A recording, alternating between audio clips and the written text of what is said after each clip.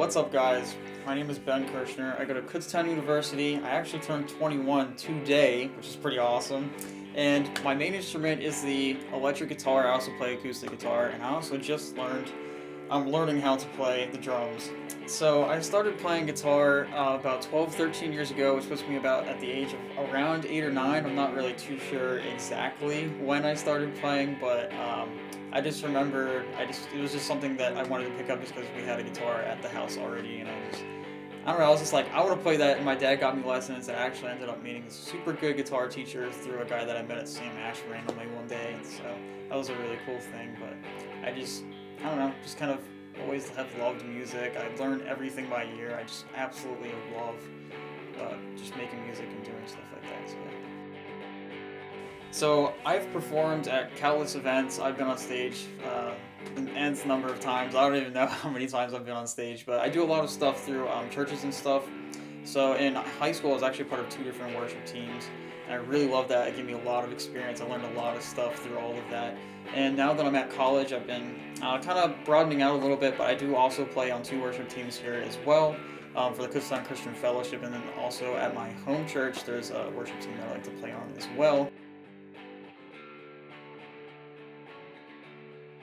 Yeah, so what inspires my writing? At the moment, it's got to be movements, just because I've had a lot of their stuff lately in my head, and I just really enjoy the lyrics. I can really relate to the lyrics, and also just the instrumentation is amazing. The drummer is stunning. I can't even do the stuff that he does. But the electric guitarist is really good. All of the voices he uses on his guitars, all the pedals, how he does all of that stuff is just so amazing. So I just like to learn on my own and just kind of listen to other guitarists that really I don't know, just kind of give me like a broader style and just kind of let me move into different genres and stuff. And there's also another artist. His name is David Gilmour. He's the lead guitarist of Pink Floyd, and he is just absolutely amazing. I would love to be half the guitarist that he is. So the reason that I love Pink Floyd is just because of how unique their style was for the time period. They were using extremely innovative instruments for their time period. They're using like synthesizers, all kinds of different guitar pedals. For one song in Echoes, there's like this sound that David Gilmour makes, and he actually like soldered up and wired his own pedal for it, which is like like over my head. So I just think that's really cool just to see like what guys used to do. Like all the traditionalist players that just like to use standard pedals and stuff, and how they rewire them themselves. So that's just a really cool thing to me. I like to see like what other artists do. So the type of music that I like to play, at the moment, it has been the story so far and movements, just because of how intricate their guitar stuff is, and it kind of challenges me a little bit. So I really enjoy that. But as far as listening, I can really listen to any type of music. But my favorite band of all time has got to be Pink Floyd for sure. There's not a better band. You can debate me all you want on that, but you're not changing my mind. So yeah. I actually am working on current music. I'm actually working on making an album right now. I'm about a year and a half into it. And as far as lyrics go, I'm not really too sure how that's gonna go yet. I just kind of wanted to kind of base it off of like previous events in my life. I actually have the album title already, but I can't say that. But yeah, it's gonna be kind of based off of previous events from my life.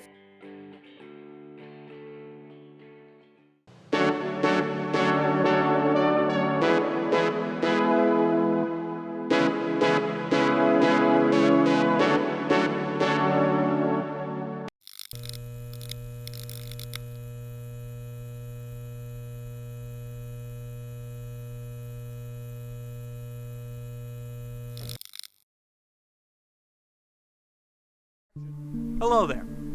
My name is Richard Provolone, and tonight, on Improbable Coincidences, we'll be going over a famous star's death, a crew that tried to save them, and a runaway cameraman. All this and more, tonight. When did that get there?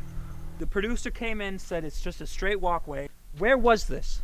How come I didn't see this? Why are we shooting at night? No. We went over this how many times, and It's stressful, alright? It's okay. You know. Episode 1, we wanted this to be right.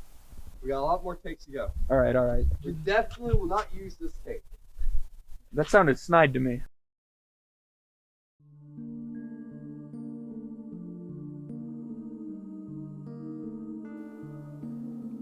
Ben, great cameraman. excellent person. But, you know, I'm a little torn because, you know, Jared, we try to help him out. He's a great guy, always been my friend. Try to help him out here. He ends up choking, dying, and he doesn't do anything. He just goes down and reaches in and steals his wallet. But, you know, it's okay. He came back later, got us all drunk. But then, you know, something peculiar happened. He stole our wallets. That monster, that just absolute beast. Not only did he just sit there and watch Jared die, he just took his wallet and my car. He took my car. My wallet was missing. Everyone's wallet was missing. But you know what's funny? Aaron's car disappeared. I think he stole it. He took my beautiful ride. It was everything to me. So I thought it was a little strange, but I didn't think too much about it at that point.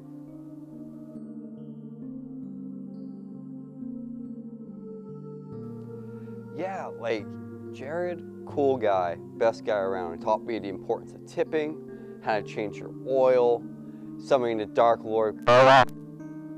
Yeah, I crashed in his tub. He would always shake me down for my bountiful eggs. But I was homeless at the time, so I can't really complain. Yeah, we were real close. He was truly ahead of his time. It really tears me up inside that we never found the guy that did him in. Were you not listening? We found him a week ago. Listen, man. He was into some dark stuff.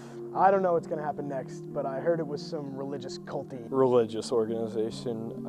Yeah, we respected them. They invited us to do this soul rejuvenation. They mentioned it was kind of like a funeral, but there was just a little bit of praising to the Dark Lord. But sadly, this organization treats me like a relic. They didn't go to the limits that Jared did. I mean, I lost a lot of eggs. Oh, how can I forget? Always salting your pasta. Man, he was such a great guy, always helped me out. So I thought, you know, we'd help him with this. But why do you lay eggs? Well, I really wanted my student loans forgiven, so I had my soul traded to have zero debt, except for the part where I now have the unholy ability to lay eggs. All right, so I am here in the lair of the cultists. Now, they have sworn an oath of secrecy, so we're not allowed to show their faces, but let's see if we can get a closer look. Debbie arise, Debbie arise, Debbie arise. We pray for you, arise. Brothers, take your eggs of fertility. With these eggs, we shall show fertility of this mortal body. So, as we see here, they are using eggs now. Eggs are traditionally a sign of fertility. Now, let's get a closer look. We sprinkle these peppers for the fiery birth of men. We see here they're adding some spice to the sacrifice to sort of zest it up. Oh my goodness. What we're seeing now is absolutely indescribable. I have never seen anything like that in my life. Is that a new color? Unbelievable. That is just flat out magical. Let's see if I can get an interview with them. No, but I want to get through. Fine. I'm going. Unbelievable. I have a connection to this realm and the other, and they don't want to talk to me. This is absurd. Well, all right. This has been the first episode of Improbable Coincidences. I'm Richard Provolone. See you next week. I'm going! God!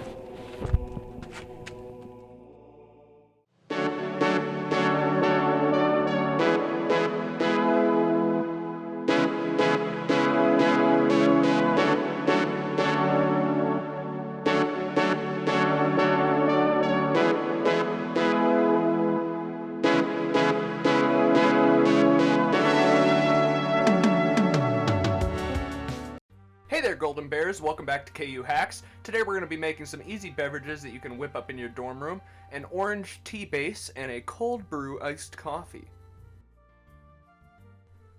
first thing you're going to want to do is wash your oranges, and you're going to need about at least 1 or 2 oranges per cup of water per the final tea base.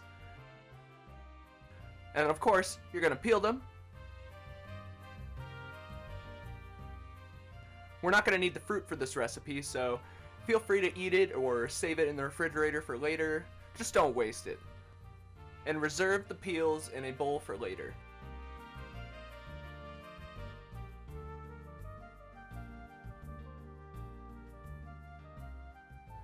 Into boiling water now, you're going to drop those peels.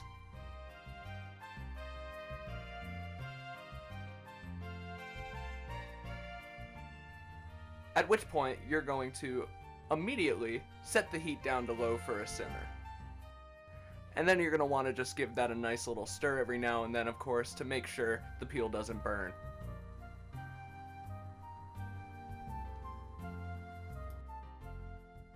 You'll want to let this simmer for 10 to 15 minutes, depending on the intensity of your brew.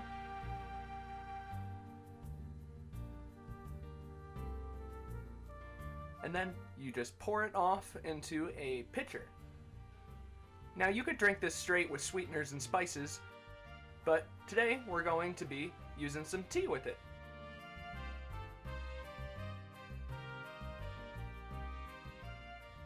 Now while it's still hot, we're going to place the tea bag in a cup and then pour our orange liquid right on top. Just steeping it like a normal tea bag with normal water, but this time we're using a orange water. Especially with a green tea, this can make a very, very refreshing beverage.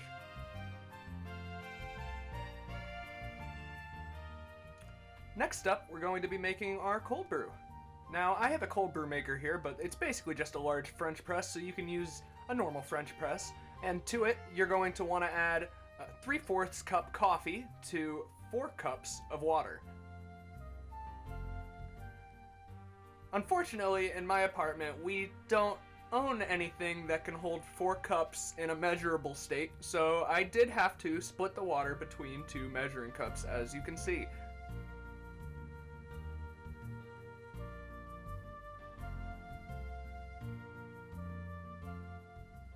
But once all of that's in there, you're going to go ahead and grab your spoon and give it a nice stir.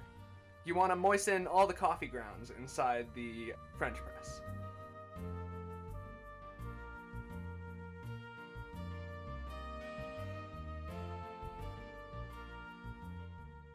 And after that, all that's left to do is wait.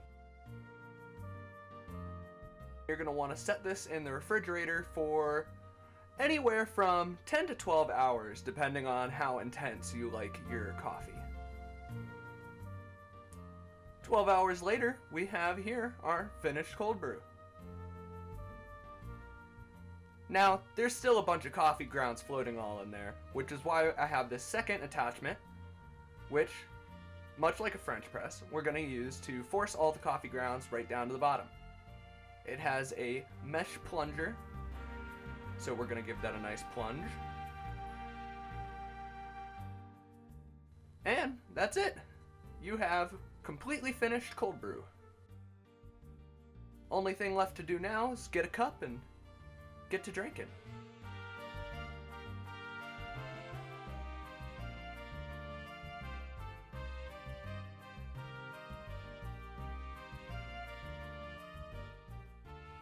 Cold brew's delicious straight, but personally, I like to add a splash of chocolate milk to give it not only sweetness, but that chocolatey flavor. Cold brew coffee is really one of those things that makes you realize, wow, they really overcharge for this stuff. It's easy as heck to make it yourself. And now you know.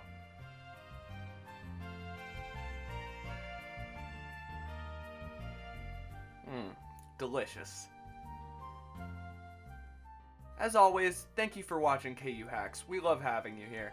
Tune in next week where we're going to be making a beef stew in a crock pot, a nice and easy recipe that anybody can make at home.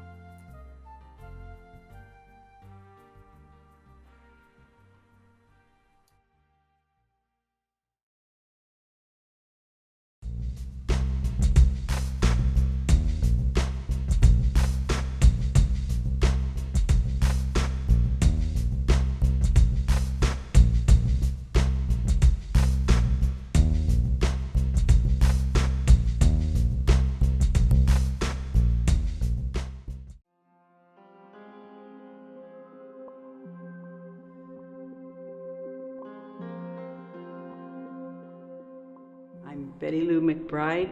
My husband and I are the owners of the Old Jail Museum.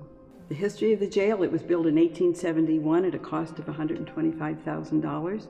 The architect was Edward Haviland, whose father was John Haviland, who was the architect for the Eastern State Penitentiary.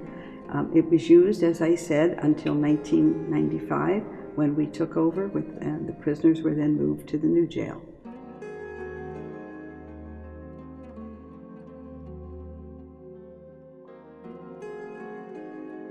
The Molly Maguires were the coal miners in the 1800s who came from Ireland, found conditions very difficult there, came here, got jobs in the mines, found conditions absolutely horrible and depressing in the mines, and when they revolted and went against the coal company owners and said, "We need help," they were turned down.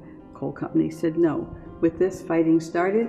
The men known as the Molly Maguires were the coal miners who tried to make things better in the coal mines, in both the working conditions and in their pay. Eventually, there were 7 of them hanged right here in the old jail. And one of them was being Thomas Fisher, whose handprint is on the wall. Most people think it's Alexander Campbell's because all the things on the website say it's Campbell's. People ask often if there are ghosts here in the building. I have had numerous reports of spirits and strange experiences here, but they are here. Are they the Molly Maguires? We're not sure. No ghost has jumped out and said, "Hi, I'm Alexander Campbell," or "I'm Thomas Fisher." But they have appeared to people. I have seen things when I'm the only one here.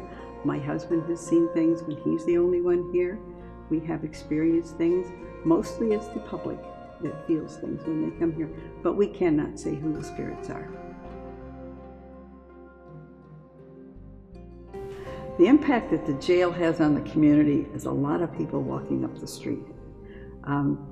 Right now, the jail attracts a large number of people all the times that we're open, and I'm sure that they stop in the businesses as they pass by. They get a view of the businesses as they pass by.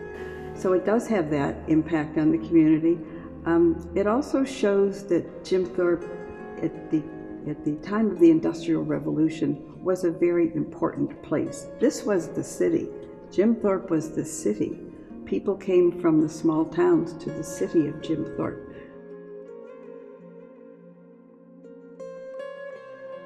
The old jail preservation is important not only to the people of Jim Thorpe, but to all of history. It's an outstanding example of prison architecture of the time.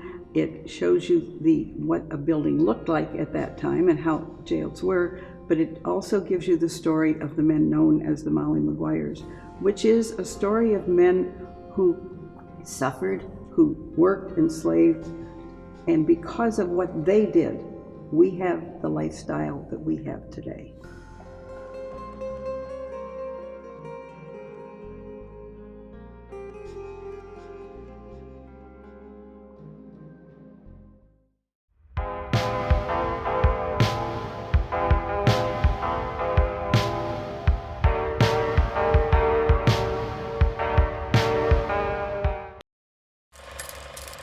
Let's all go to the lobby. Let's all go to the lobby to listen to Two Dudes Cinema Club.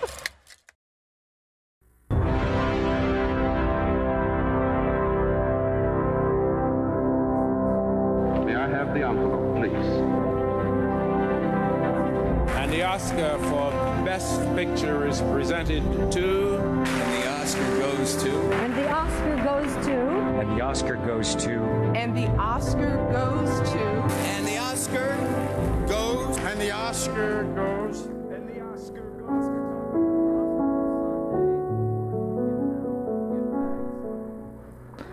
Hello, and everybody, you're listening to the Radio Voice Kutztown University of KUR. This is Two Dudes Cinema Club. My name is Nicholas Zierfoss, host. Also with me is... Brian Kessick, host.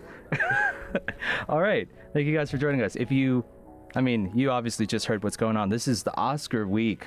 This is Oscar Talkie Day. Okay. Oscar Talkie. Yep. Oscars were Sunday. Awards were given out. Gift bags of over $700,000 were given out.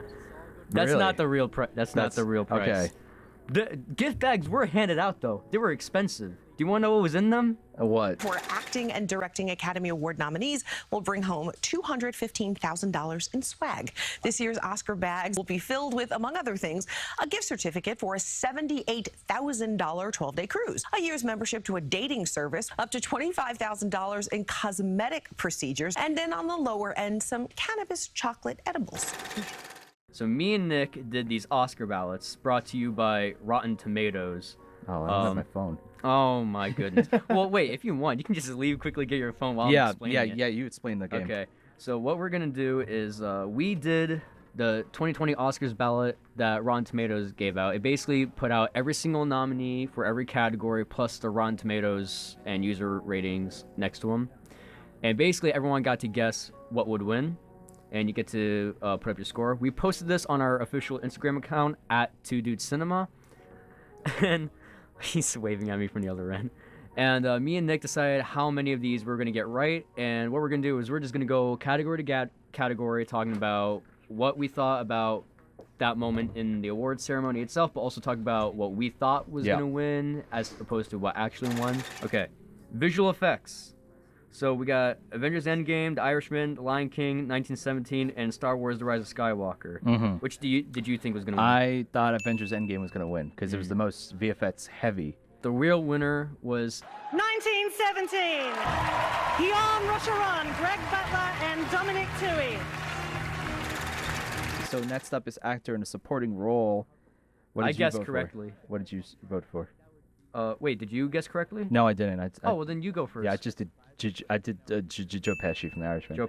To be honest, that was the two I was hoping for. It was either Joe Yeah. Pesci or the other one, and Joe Pesci had an amazing performance in The Irishman. That Yeah. was like my favorite performance of his since either My Cousin Vinny or Goodfellas. Yeah. But anyway, who won was Brad Pitt. Once upon a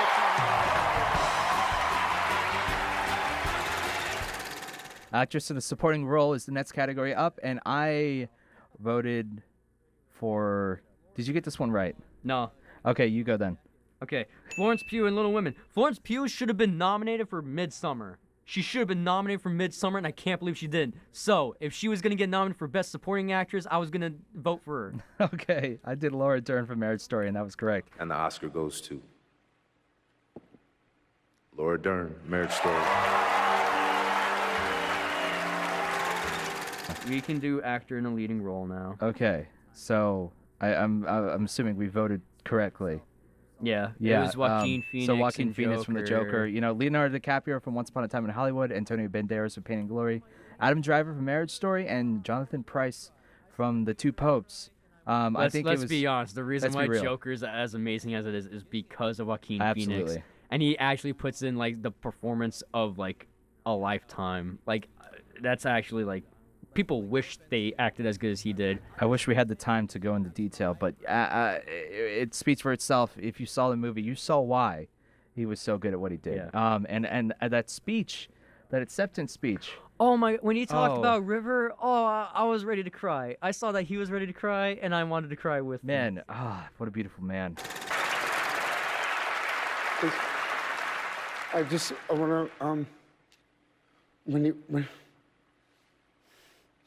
to when he was 17, my brother wrote this lyric. He said, "Run to the rescue with love, and peace will follow." Thank you.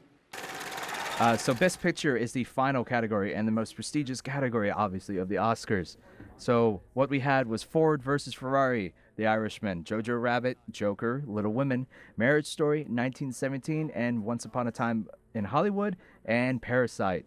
The movie that won was the movie that deserved to win. Anyway, okay? yeah. We did we get this right, both? Yes, Okay. it's Parasite. And the Oscar goes to Parasite.